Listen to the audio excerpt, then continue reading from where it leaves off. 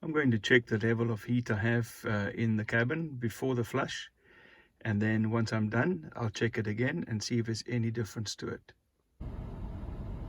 I've been driving the van for about 10 minutes, and as you can see there, we've got it right up to operating temperature, which is great. Now I'm going to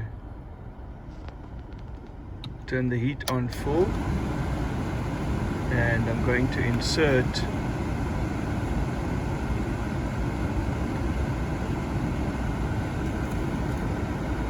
my thermometer to see what that gets up to.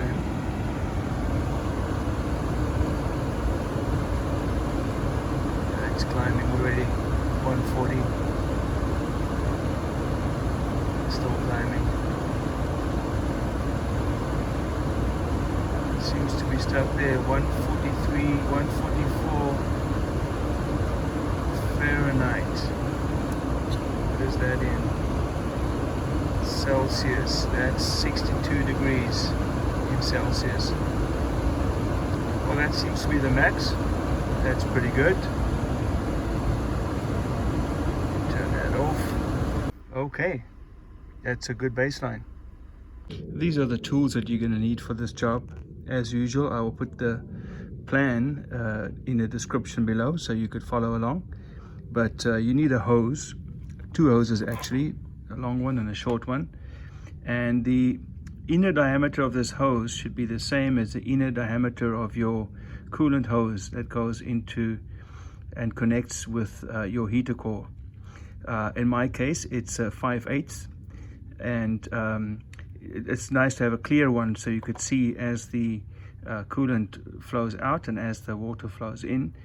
You need some safety glasses, of course, and then you need a pair of pliers to get off the hose clamps, and then a catch bucket for the dirty coolant that comes out of the heater core in the end. So the first thing to do is to find the hoses that goes to the heater core and comes back from the heater core, carrying the coolant in and out of the heater core. And with the Sienna, it seems that those are buried pretty far back into the firewall. There you can see the two hoses going in through the firewall. So what I'm going to have to do is to have access to that is I'm going to have to take off the cowling here and open that up. So it's going to be a bit of a bigger job than I thought, but still it might be worth it just to flush the heater core and do some preventative maintenance. Okay, so we have the cowling removed. If you don't know how to do that, I'll put a link in the description to another video where I show how to do that. It's not a big job, but it'll take you a few minutes. So once that's done, now we can get a closer look. And we see that these are the two hoses going through the firewall here, and the heater core will be inside the cabin there. So one of these would take warm liquid into the heater core, and the other one would bring liquid out of the heater core back into the engine. So we've got to figure out which one goes in and which one comes out. Now, when you follow these two hoses, you will see that the top hose comes out here, and over here we see the mechanism by which it opens up or closes as you turn on the heat inside the cabin. So there's a cable there that moves this, and it moves as you turn the knob inside the cabin. When you want to turn on the heat, this opens up and the hot liquid flows in to the cabin right there into the heater core, heats up the cabin, and comes out over here and goes into the engine and then to the radiator. So the bottom one you can follow comes all the way down here This is the one right here. It comes out here and goes into the engine right there.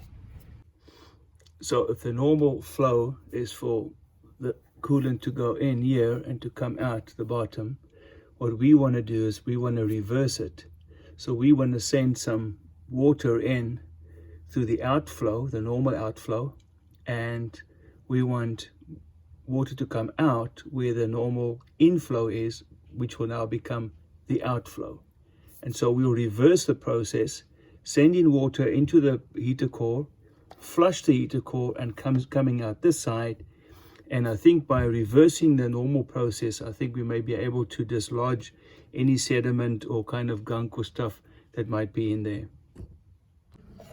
So the next thing we want to do is take off these hoses, and the first thing you want to do now is take off the clamps. So take a pair of pliers and then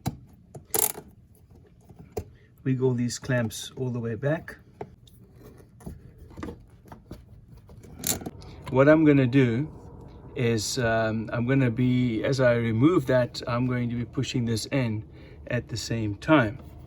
Now, one of the things that you need to be aware of is that this is filled with coolant. So coolant will be coming out, and you need a catch pan underneath to catch any coolant that might drip down.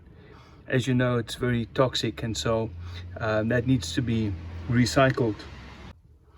This hose could be pretty hard to get out here, but be careful, because the connector inside here that goes through to the heater core could be quite soft, either from a soft metal or it could be plastic. We'll see it when we get to it. And the best way to get this done then is just to wiggle, just to turn this left and right, and just wiggle this until you can get this out. Now you must be ready when the top one comes off to put your clear pipe on. And remember, the top one is the fluid in, so therefore we're going to have our clear fluid out go into that same spot.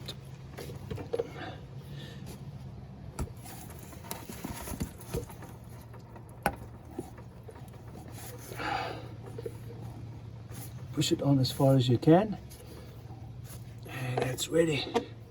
Now the bottom one is going to be where your liquid is going to go in, so this will be our in pipe.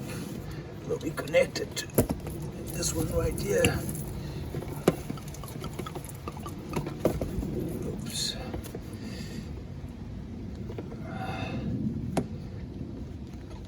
There we go.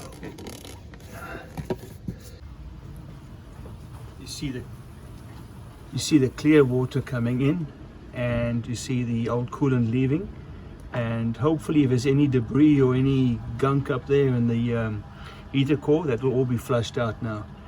The water is going against the flow. Normally it would flow in from the top and out the bottom. Now we're pushing it in from the bottom and out the top. Just remember that the water pressure that your heater core takes is not that much, so you can't open your hose a lot. Just a small, maybe a quarter turn or so. That'll be enough. Catch it all in the waste bucket, and once it's full you can turn it off. You've got to make sure when you reconnect these hoses that you push them right up against the firewall at the back before you put the clamp back on. So what some people do is they put coolant into the top one so that the coolant goes into the heater core and it doesn't get diluted with the water in there. But I'm going to leave the water in because I'm going to do a complete flush, and then I'm going to change the thermostat, and I'll do that in another video. But this is it for the heater core flush. Now that I've completed the flush, I'm going to drive it again, get it up to temperature, and then see if there's been any difference in the heat I get inside the cabin as a result of the flush.